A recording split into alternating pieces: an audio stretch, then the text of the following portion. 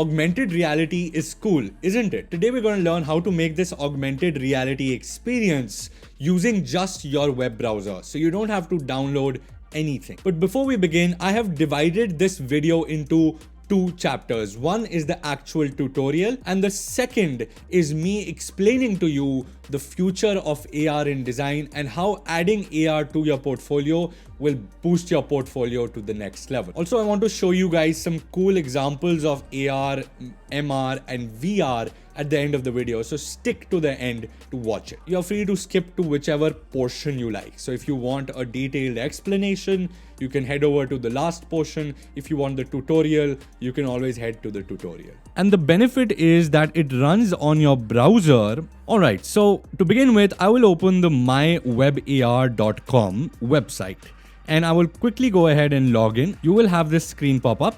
You obviously have templates where they have all these different experiences that you can try without having to do anything. But in this case, we really need to create a new project. So again, I'm going to go ahead and say project 1, I'll change to our project. In our case, we want world tracking. So I want world tracking tick mark here and I'll say choose. Once I'm into this studio right here, I can basically move around my cursor. You have a lot of options on the left, so you can add a lot of different elements like we will in a moment. Alright, so the first task would be to add a 3D model. That is our MVP in this case. Alright, so my preference is a Sketchfab for 3D models. You can choose any other website or any other resource. In this case, I'm going to type in chair because I'm trying to recreate the IKEA experience. And I'll say downloadable. Of course, I want to tick that here. And if I scroll down, I start to see a lot of different chairs. Now, for the sake of this project, we want a simple chair. In this case, this is the chair I used in the original design itself. So I'm going to go ahead and click on it. It's a rustic wooden chair and I think it is fine for now. Now I'll go ahead and say download the 3D model and I'll say original format OBJ. That's fine. I'll download it. If we move ahead with the process with just the file that we downloaded here, it won't work. So what you need to do is open a website called creators3d.com. I will share a link in the description. I will also share another website which does the same thing. So in this case, it asks us to drop files here. So I'll go to my finder here, or you can go to the folder, extract any other files that exist here and open the source. Inside this, you have this object called .obj. Drag it and place it right here into the viewer. In a few seconds, you'll see this chair being built in real time and it looks really good already. Now the thing is, we need to add that wooden texture that we saw in the chair originally. Now to add that texture, I just scroll down on this website itself and I find something called materials. Under materials, if I click on it, I want to click on materials, this drop down and select whatever exists here. Then click on show outline to deselect show outline. And if I go down, I will see this add texture files. I click on this and in the textures folder itself, we have various different textures. I'm going to add this basically wooden texture that we saw. So if I'll click on open, it uploads the texture essentially. Now, once you have added the texture, you will see this wooden chair like this, which looks really good. Now, if I go up to the top right here, make sure that this mesh standard material is there. If it is mesh Phong material or basic material, it really won't work that well. Now that we have this wooden texture, we are not going to change much right now here. We're just going to scroll to the bottom and say download as GLB. That is our final 3D file. Go back to myWebAR and inside model 3D, say choose file. If I go to downloads, I'll be able to see the scene.glb, which is what we downloaded. And I'll say open. Once it finishes uploading the process, it will show you a little basic model right here. Of course, it's not being able to load it completely, but it is there. Now, if I say use this model, now we can zoom in and out by just pinching in or out or scrolling in or out. And to make sure that the chair is above the ground, make sure it's above this mesh. So I'll just hold this green arrow and drag it up. This will basically bring this, and that was quite easy. You can always zoom into the chair to see if it's above the ground. Now this chair looks very dull. It seems as if it's in a dark room. We want to add some light. Now there are a lot of different light options. They've already added some light for us. To change the light, I'm going to click on this edit button right here and increase the intensity of the light. Now, if you do want a yellow tint to the light, a slightly yellow tint, you can always do that by changing the color from a complete white to a slightly yellow tint. That is fine. And I'll say change. Now you can always add more light to it. Right now, I'm just giving it a very subtle color.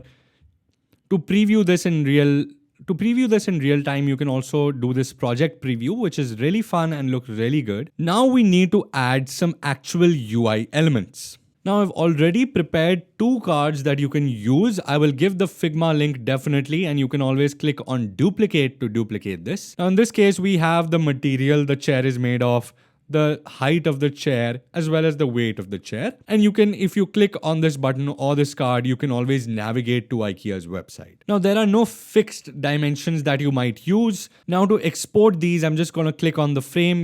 You can of course create your own cards or your own elements. I'm just going to click on frame 1, go down and say export. Under export, I want to export it as a PNG. To get a better resolution on any device, I'll change the resolution to 1.5x and say export frame 1. Now it's been exported as a PNG. I go back to my WebAR. Under this, we have a photo, and we basically import the photo that we just downloaded from Figma. This is the frame, and I'm going to say open. Now in real time, it basically places the card here in front of the chair. I can always move with these red, blue and green arrows left, right or towards the top. I suggest keeping the card towards your eye height, which is above the chair essentially, and make sure that in the 3D perspective, this card is more or less right in front of the chair, which looks good. Now we definitely want this card to take us to IKEA. Now, if I go to the right, there are these properties of this card.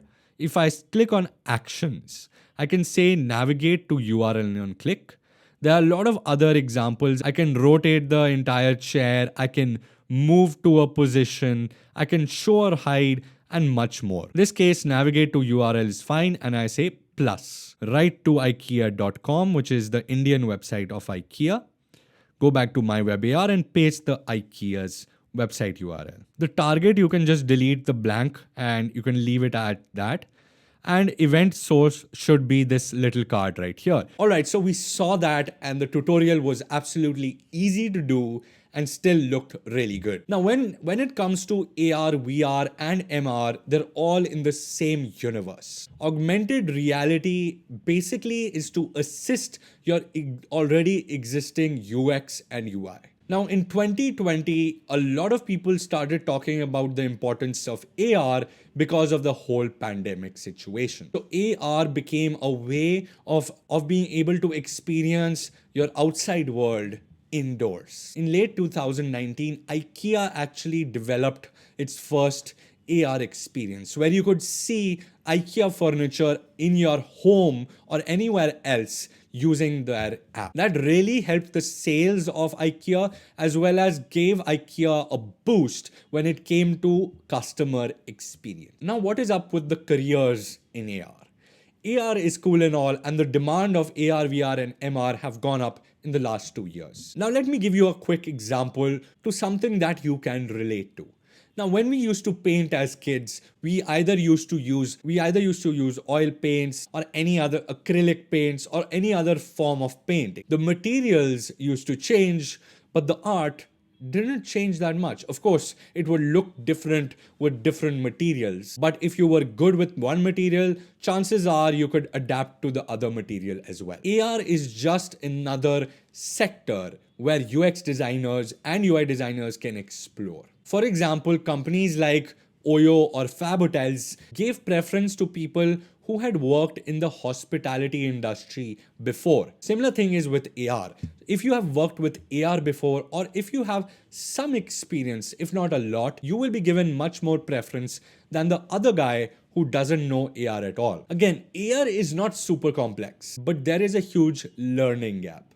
There are not a lot of courses catered toward AR design, not a lot of resources, either free or paid, for AR designers. And at the end of the day, there are no UX principles for AR.